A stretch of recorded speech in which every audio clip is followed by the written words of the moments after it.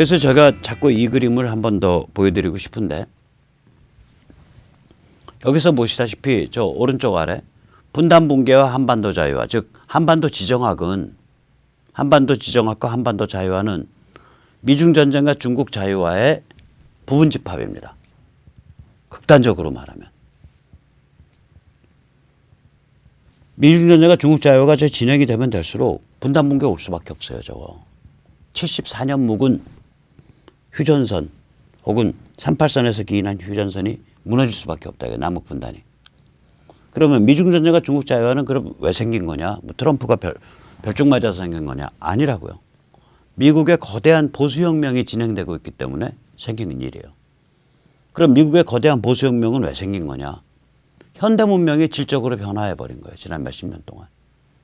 그리고 마지막으로는 최종 현대 문명의 변화의 몇 가지 이유, 저게 있는데 우선 첫째는 노동이 고급화됐어요. 이 개인용 컴퓨터가 80년대 중후반부터 보급되면서 노동이 고급화됐고요.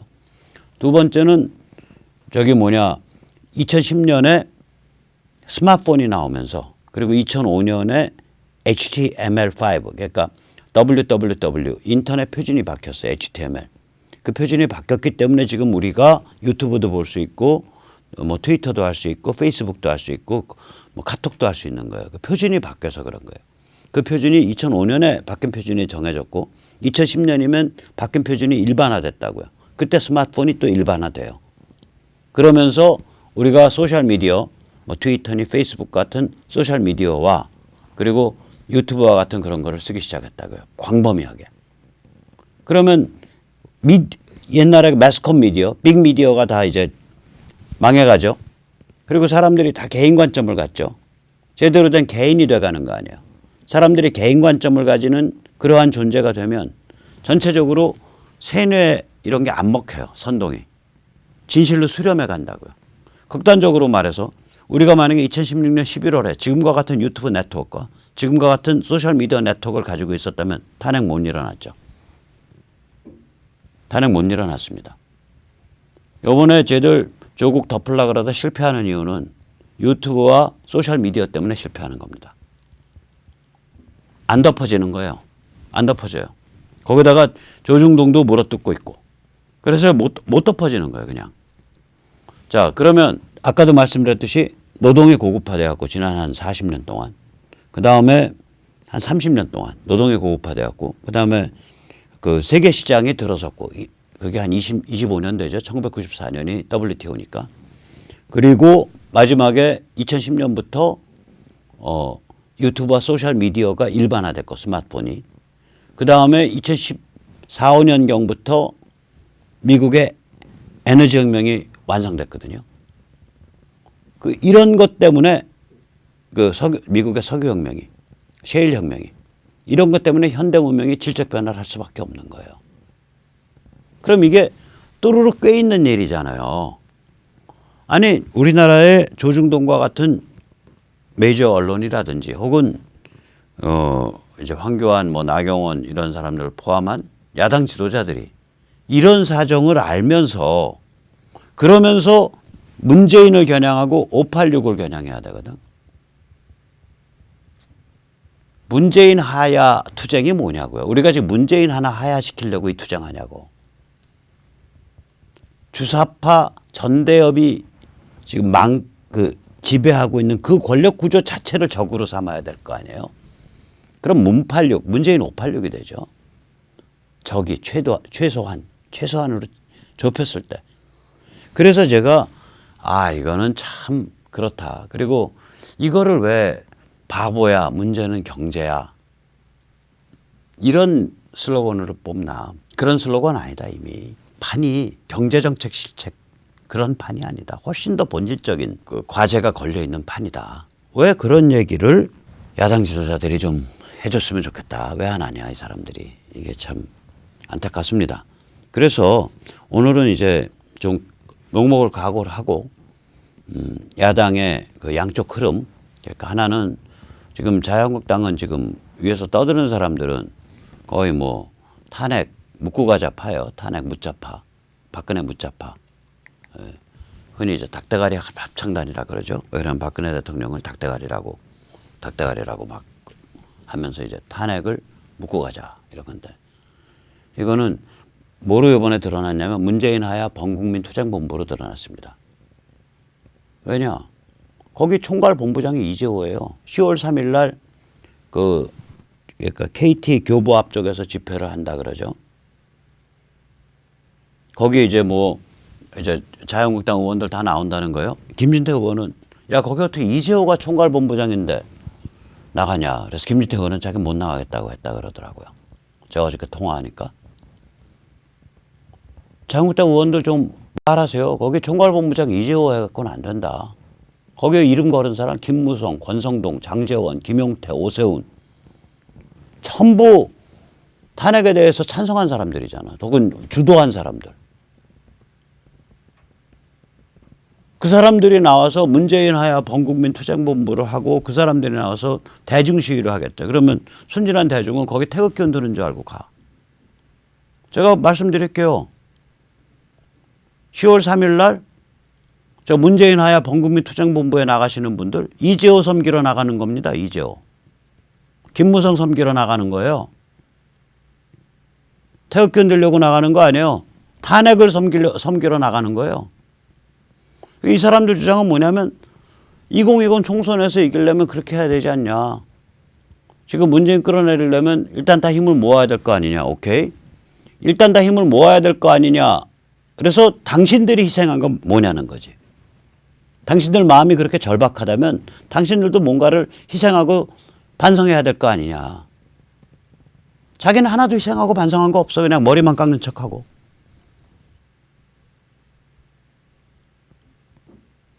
그러니까 국민을 완전히 이게 관점을 좁혀갖고 개돼지를 만들려는 거예요, 저게. 그래서 개돼지가 되시고 싶으신 분은 문재인 하야 범국민 투쟁본부 이재호 섬기러 나가십시오. 그 다음에 이제 또 거꾸로 이쪽에서는 무슨 딜레마가 있냐. 우리가 이제 양쪽의 그 소용돌이 속에 갇혀 있는 거예요. 탄핵 무효가 우리 당의 정체성이다. 이렇게 이제 그 주장을 하죠. 그런데 저는 이제 꼭 우리 공화당 때뿐만이 아니라 제가 이제 감옥에 있는 동안에 만들어졌는데 그 이제 새누리당 때부터 저는 좀 그 당 만드는 걸 약간 좀 반대한 사람이에요. 제가 감옥에 있을 때 조원진 의원이 면회로 왔었어요. 그래서 제가 당 만드는 거 늦추십시오. 혼자서 만들면 그거 당 이상하게 됩니다. 최소한 5명 모일 때까지는 아무리 고생스럽더라도 늦추십시오. 그렇게 말을 드렸었어요. 저는 정당 정치가 지금 문제가 걸려 있다고 보는데 이 정당 정치 개혁의 핵심은 시민 정치의식의 업그레이드예요. 또 지역 활동가들의 역량이 업그레이드 돼야 돼요. 그래서 이 사람들의 정치 교양 수준이 높아지고 이 사람들이 마치 물속의 물고기처럼 그 지역사회를 헤집고 다니면서 뭐 이제 빨갱이 용어로는 침투고요. 우리 용어로는 어울림인데 지역사회 사람들과 잘 어울려가지고 이거를 정당 정치를 개혁하는 방향으로 모아낼 수 있어야 되거든요. 그러려면 사람들을 계속 훈련시키고 교육시키고 그런 프로그램을 진행하고 이래와야 되는데 이걸 안 해오셨다고. 그냥 태극기 집회 자체를 너무 거기에만 포커싱을 했지 그거 중요하지 않다는 소리가 아니에요. 그거 굉장히 중요합니다. 태극기 집회 그렇게 해오신 거 잘하신 거예요. 또 그걸 통해서 얼마나 많은 사람들이 마음의 위안을 얻고 또 심지를 유지할 수 있었겠어요. 제가 그걸 폄하하는 얘기가 아닙니다. 그러나 그것과 함께 어떻게 하면 그 민초에서 지역사회에서 잘 뛸 수 있는 활동가들이 만들어질 수 있나. 이 고민이 전혀 천착되지 못한 거예요.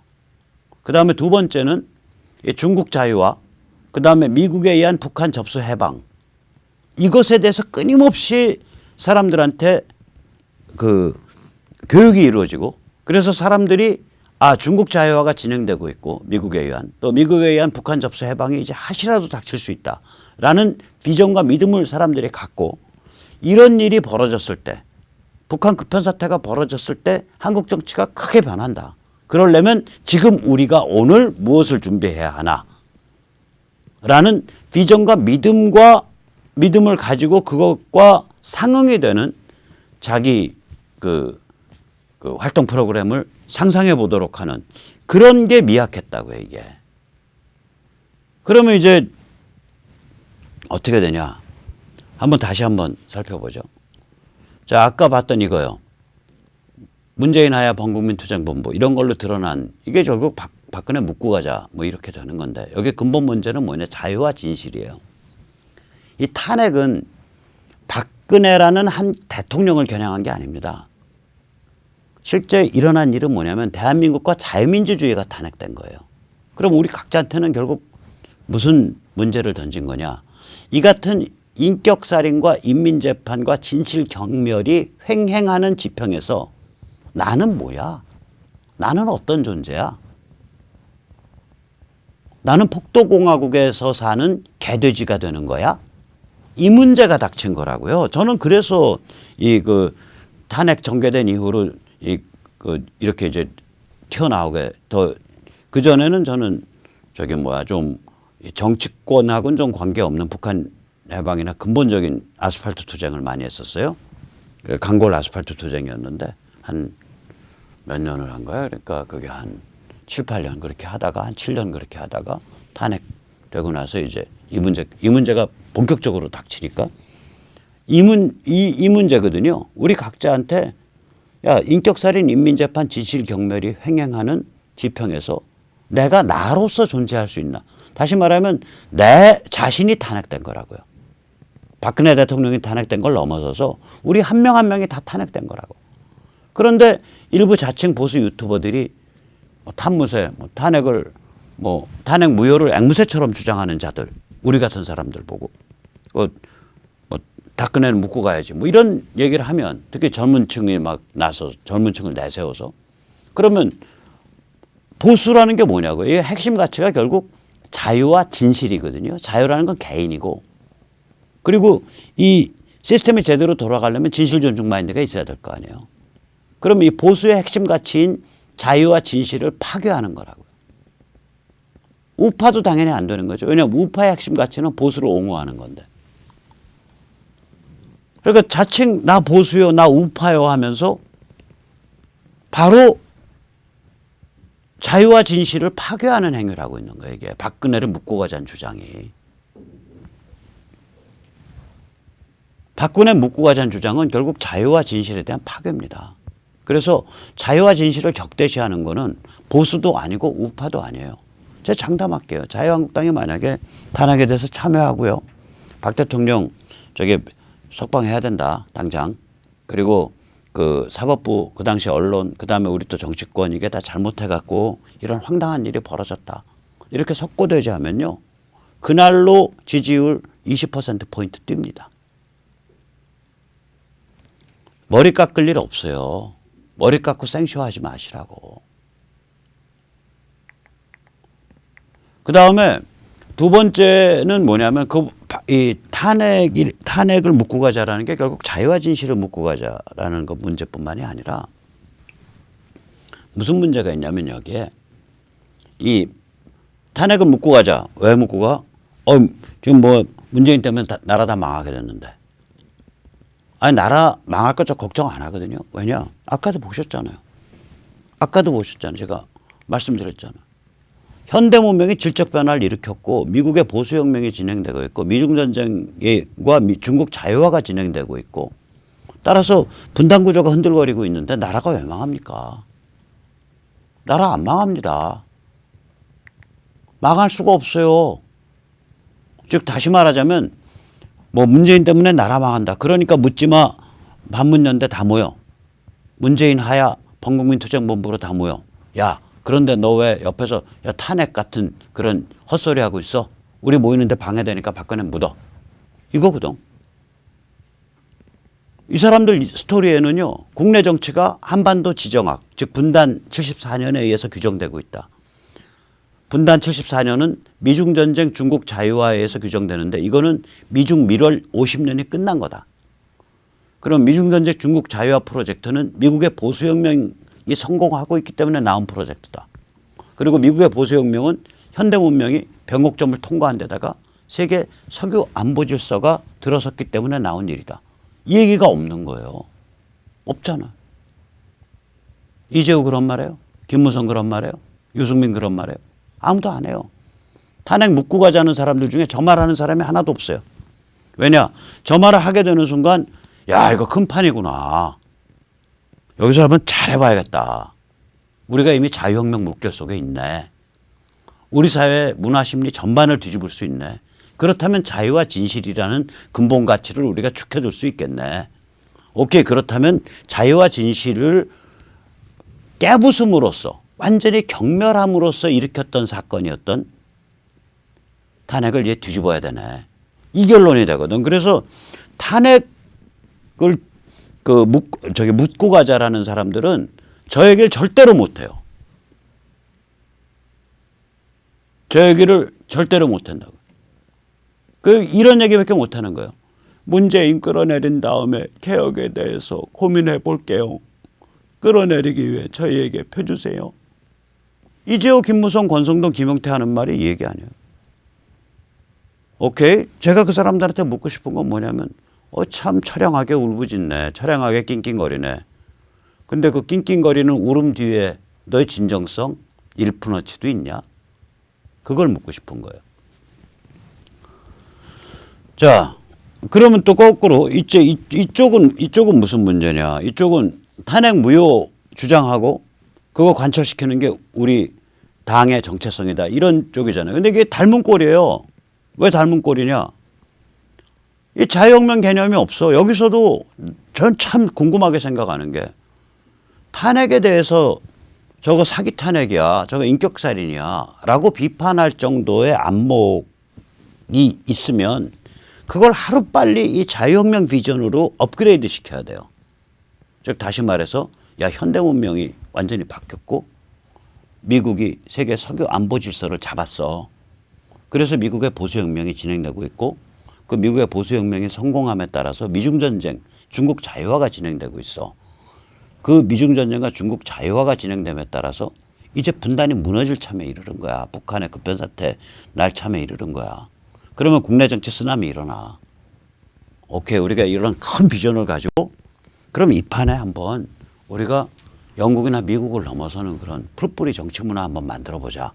그러려면 우리가 어떻게 공부해야 되냐. 그러려면 우리가 어떻게 평소 몸가짐, 예를 들어서 평소에 동네에서 만났는데 박근혜 욕하는 사람들 혹은 관심 없는 사람들 어떻게 빨갱이 용어로 포섭할 거냐. 그런 사람들이 모여있는 집단에 우리가 어떻게 침투할 거냐. 이게 당원들끼리 세미나하고 당 간부들끼리 그 지역 선거구 간부들끼리 세미나하고 이러면서 다져져 왔어야 되는데 이게 없었잖아.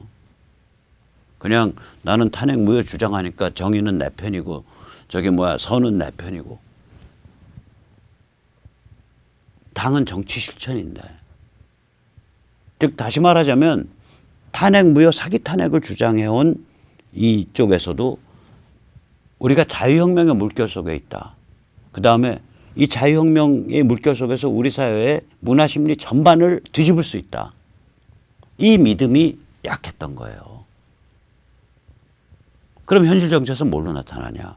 박사모 버전 2로 나타나는 거예요. 좋든 싫든 정광용 버전 2, 박사모 버전 2 되는 겁니다. 이게.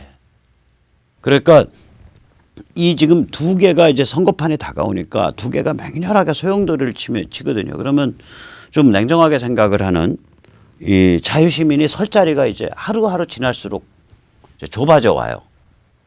선거판이 다가올수록. 그래서 결국 우리 자신의 문제가 되는 거예요. 우리 자유시민의 문제. 좀 냉정하게 생각할 줄 아는. 그래서 결국 우리가 아까도 말씀드렸듯이 국내 정치는 한반도 지정학의 부분집합이고 한반도 지정학은 미중전쟁 중국 자유화 프로젝트의 부분집합이고 미중전쟁과 중국 자유화 프로젝트는 미국 보수혁명의 결과물이고 미국 보수혁명은 현대 문명의 질적 변화와 세계 에너지 안보 질서의 확립에 의한 결과물이다. 이 빅비전을 우리가 계속 강화시켜 가야 돼요. 그래서 우리가 이미 이 자유혁명의 물결 속에 있다. 그리고 이 자유혁명을 잘 이용하면 우리 사회의 문화심리 전반을 뒤집는 그런 일을 성취할 수 있다. 그래서 우리한테 결국은 무슨 문제가 닥치는 거냐, 무슨 화두가. 사적 이해관계가 없고 우리들이 다 저거잖아요. 그러니까 이 성실하게 자기 분야에서 생활해온 생활인들 아니에요. 이쪽 사람들이. 그래 부끄러움이 많다고요.